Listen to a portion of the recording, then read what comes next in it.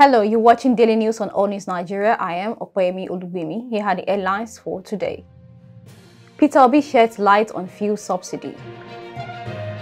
Court throws out suit seeking to sack Tinubu. Wike describes Tinubu a true leader for removing fuel subsidy.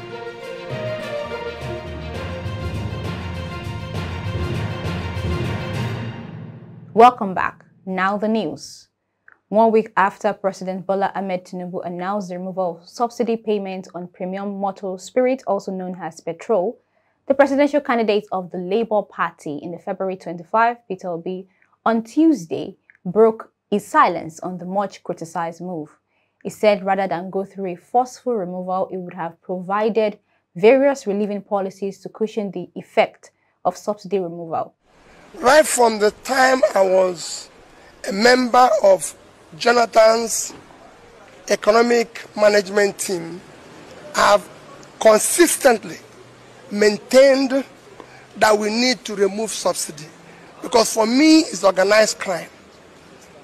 People were just stealing the resources of the country, and that crime has to stop. And I showed my own position in empirical data to show that the amount of fuel we consume is totally far ahead what we are supposed to consume. I showed it in data, comparing with countries like Pakistan, and it's very clear. So I maintained about its removal. And throughout my campaign, go and read my manifesto, I maintained about its removal. He said rather than go through a forceful removal, it would have provided various relieving policies to cushion the effect of subsidy removal. Peter Obi, a former Anambra State governor, spoke with judicial correspondents at the Court of Appeal venue of the Presidential Election Petitions Tribunal on Tuesday. Peter Obi gave a tooth pain removal analogy, saying, if you approach a dentist to remove a painful tooth, he will apply a local anesthetic to numb the area around the tooth so you do not feel the pain. If you have a toothache and you go to a dentist, there's a difference between removing your tooth by applying anesthesia, which will alleviate your pain, and just pulling it out. The difference is that I believe it should be removed with conditions, and that condition has to be applied. Peter Obi's stance followed the position of the People's Democratic Party (PDP) presidential candidate in the last election, Atiku Abubakar, who also faulted the manner in which fuel subsidy was removed by Tinubu, the former Lagos State governor. The president, during his inaugural speech on May 29 at the Eagle Square in Abuja, had announced the removal of subsidy payment on petrol. The president said that the immediate past administration of Muhammadu Buhari did not make provisions for subsidy in the 2023 budget beyond June. Just like I said all throughout my campaign, that I'm going to govern the people by being open, showing them empirically verifiable facts on how the country can be better, and everybody can follow it. That's what I would have done. That's why I said I would have go and read my data. I said I'll bring back everything, fiscal viability. There's things you need to do. There's things you need to show. Many Nigerians had expected that the new price regime would come into effect by July 1, but almost immediately after the presidential pronouncement, queues resurfaced at filling stations across the country, even as retail outlets ordered the product and increased prices. In other news, a federal high court seat in Abuja has dismissed a suit challenging the election of President Bola Ahmed Tinubu. The court held that the suit filed by 5 Abuja residents who sought to stop Tinubu's inauguration could not be determined at the High Court. They also sought for a declaration extending former President Buhari's tenure, while also taking the court to set aside the certificate of return issued to Tinubu and restrain the CGN and any other judicial officer for swearing him in. Ruling on the case on Tuesday, June 6, Justice Yang Eko held that the plaintiffs have no locus standi to file the suit. He stated that the lawsuit can only be filed at the Presidential Election Petition Tribunal and not the Federal High Court. The plaintiffs were also asked to pay the sum of 10 million naira each to the Attorney General of the Federation and the Chief Justice of Nigeria.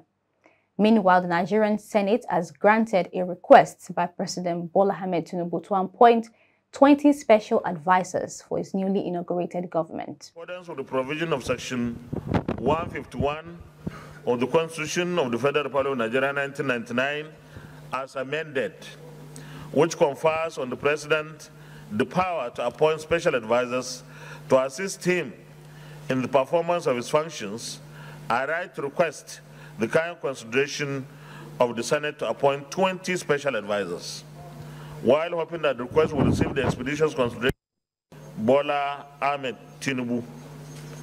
Tinubu's letter of request was led at plenary by Senate President Ahmad Lawan. Which begs the question, is that what the nation needs? Is the appointment of 20 advisors really necessary at this point? Guess we are back to misplaced priorities. Amid fuel subsidy removal, you would think the new administration would cut down costs from their end to ease the burden of the masses, but reverse is the case. Finally, on the news, former governor of Rivers State, Nyesom Wike, has once again showed unwavering support for Jagaban. Nyesom Wike says the decision of President Bola Ahmed Tinubu to remove petroleum subsidy proves that Nigerians did not make mistakes electing him. During his inauguration speech on May 29, Tinubu had declared that petrol subsidy is gone, a pronouncement that led to increase of fuel price and long queues at petrol stations. The decision caused the Nigeria Labour Congress, NLC, and Trade Union Congress, TUC, to threaten to embark on a nationwide strike. Speaking on the issue, Wike said Tinubu showed leadership with a declaration describing the decision as A-rated. He has shown a leadership. The first day he took the oath, I said, listen, we must tell ourselves the simple truth. It can be business as usual. See this problem, see this problem, see this problem. To start with, this so-called subsidy is gone. How many presidents can take that kind of decision? For me, that is leadership. For me, it shows that he is prepared for the job. It is a hard decision, but you have to take it. No good leader who may swear for his people will begin to propagate. No. He knew. He saw that look. In his campaign, he said it. He did not hide it. PDP president can just say it. Labour president can say it. So all of them know that this is a problem for this country. And having been given the mantle of leadership, why are you going to waste time again? Having told the people, if you're elected, you are going to do it. For me, I felt so happy that yes, we didn't make a mistake. That is the kind of leadership we want in this country. Everybody, you see, everybody must not like what you have said or what you want to do. Although the union suspended the planned mass protest and strike, the government has not reversed the pump price. And that's it on today's news. For more updates, kindly follow us on all social media platforms displayed on the screen. Stay tuned on our channel for more updates. I am Okoyemi Olubemi. Do have a lovely day.